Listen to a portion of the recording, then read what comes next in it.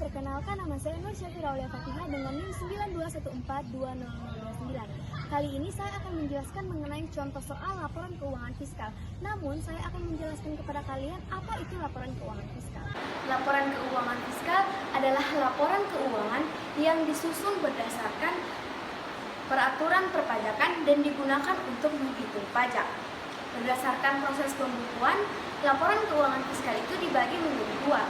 Yang pertama yaitu laporan keuangan fiskal yang disusun berdasarkan laporan perusahaan yang melakukan standar akuntansi keuangan. Dan yang kedua yaitu laporan keuangan fiskal yang disusun berdasarkan undang-undang pajak dan peraturan.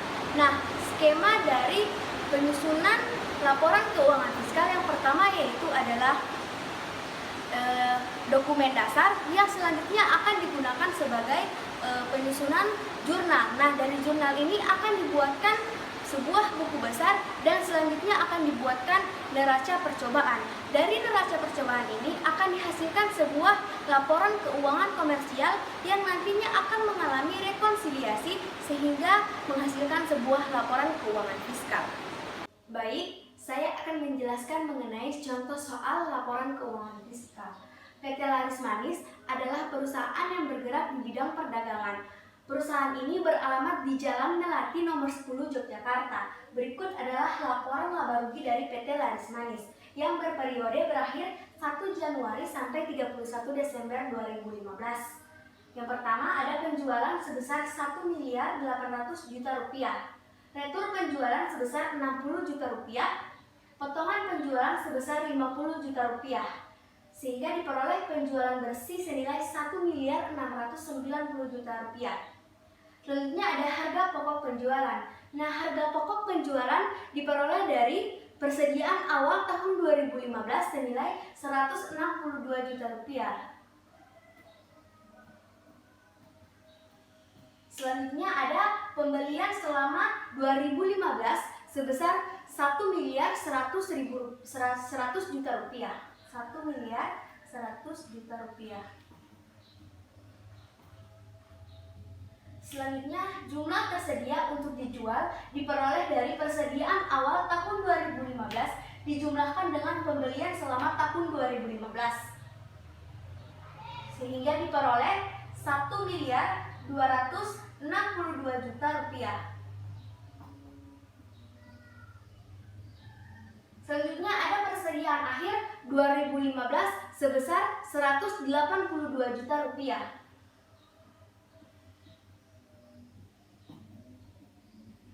Nah, sehingga diperoleh harga pokok penjualan sebesar 1.080.000 rupiah. Dalam harga pokok penjualan ini ada metode di mana yang lebih rendah untuk menilai persediaan, yaitu ada antara harga perolehan dan harga pasar. Persediaan awal itu harga perolehan dan harga pasarnya itu berbeda. Kalau persediaan awal, harga perolehannya itu sebesar 162 juta rupiah. Sedangkan kalau untuk harga pasar sebesar 170 juta rupiah. Nah, kalau persediaan akhir itu juga berbeda. Kalau persediaan akhir harga perolehannya itu 190 juta rupiah dan untuk harga pasarnya itu sebesar 182 juta rupiah. Nah, selanjutnya ada pengeluaran-pengeluaran lain, antara lain komisi pembelian sebesar 5 juta rupiah dan ada biaya lain-lain juga sebesar 5 juta rupiah. Ada biaya angkut sebesar 45 juta rupiah.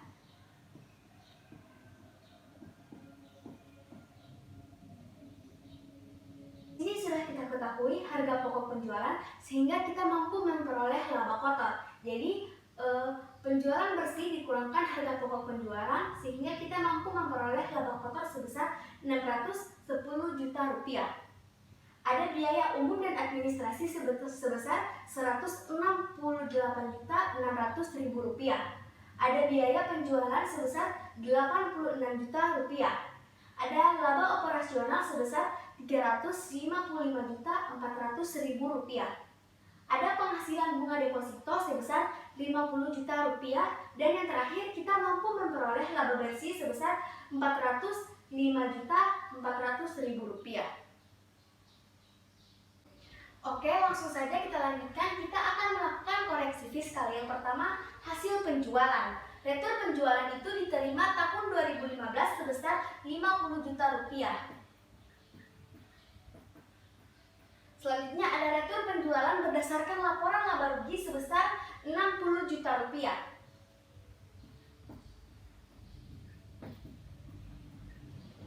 Nah, kita harus melakukan koreksi fiskal positif sebesar 10 juta rupiah.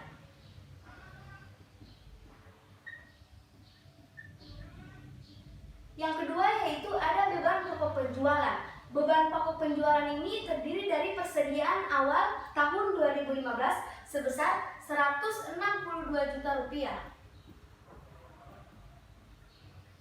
Selanjutnya persediaan selama tahun 2015 itu sebesar 1.090 juta rupiah.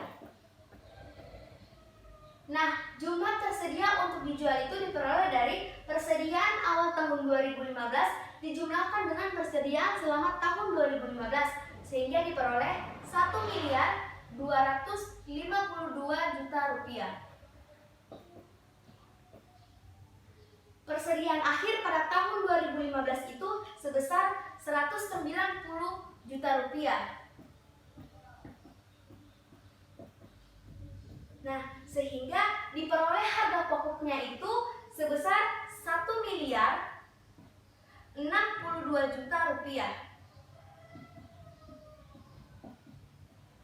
Sedangkan harga pokok penjualan berdasarkan laporan laba rugi itu sebesar 1.080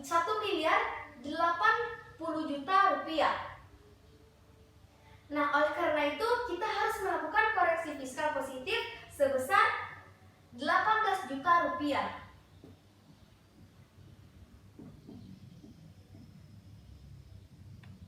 Oke, selanjutnya kita akan melakukan koreksi fiskal terhadap biaya umum dan administrasi.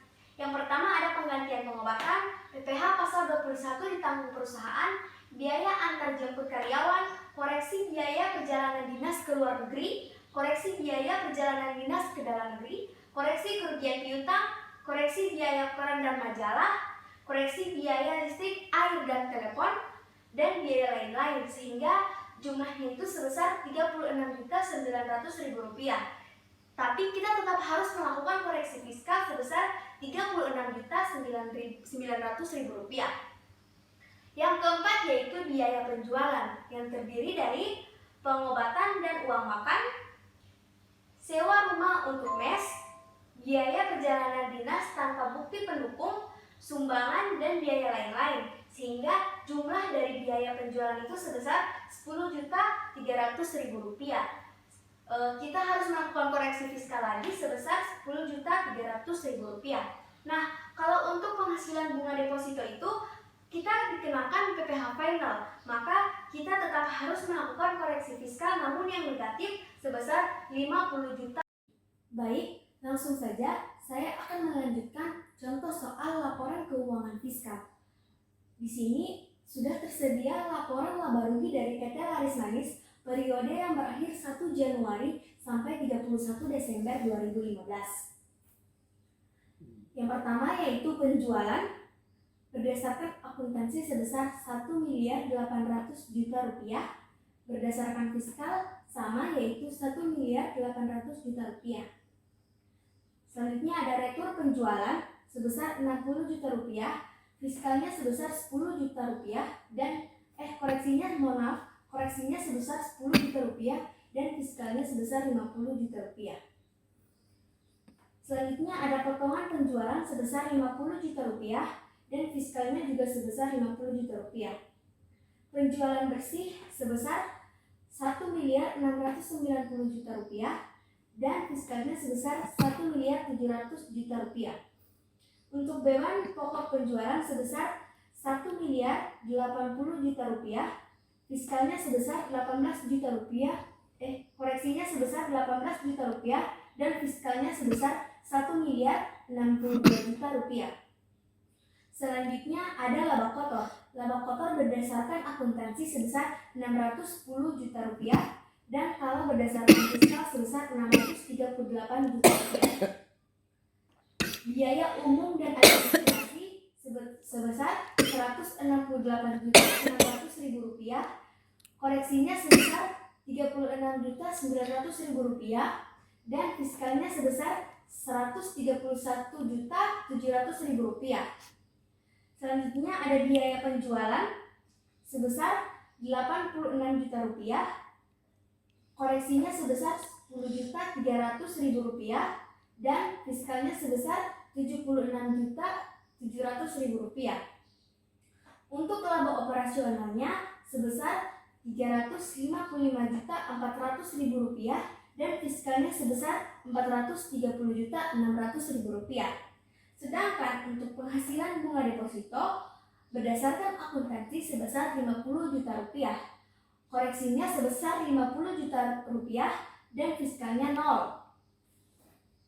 Untuk laba bersih sebelum pajak PPh berdasarkan akuntansi sebesar Rp405.400.000, sedangkan berdasarkan fiskal sebesar Rp430.600.000. Nah, laba bersih setelah pajak sebesar Rp107.650.000. Jadi hasilnya sebesar Rp322.960.000. Nah, untuk PPh badan yang terutang, jadi kan diketahui Rp430.600.000 itu dikalikan 25% sehingga memperoleh Rp107.650.000. Nah, kredit PPh pasal 25 itu sebesar Rp60 juta sehingga PPh yang masih harus dibayarkan itu sebesar Rp47.650.000. Baiklah, sekian penjelasan mengenai contoh soal laporan keuangan fiskal. Wabillahi taufiq wal hidayah. Wassalamualaikum warahmatullahi wabarakatuh.